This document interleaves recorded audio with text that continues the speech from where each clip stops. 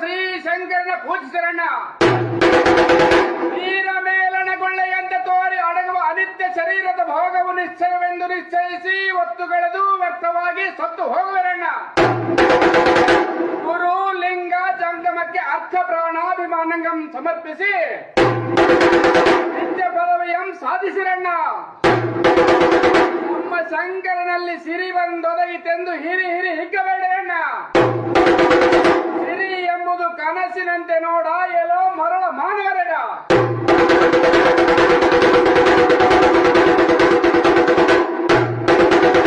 ಮಡದಿ ಮಕ್ಕಳು ಪಡವ ದ್ರವ್ಯ ನಡವೆ ಎಂದು ರಚ್ಚಬೇಡರಲ್ಲೋ ಹುಚ್ಚ ಮಾನವರಡ.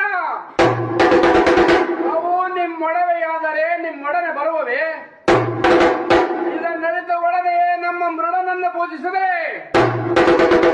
ಕಡೆ ಮೊದಲಿಲ್ಲದ ಪದವು ದೊರಕುವುದು.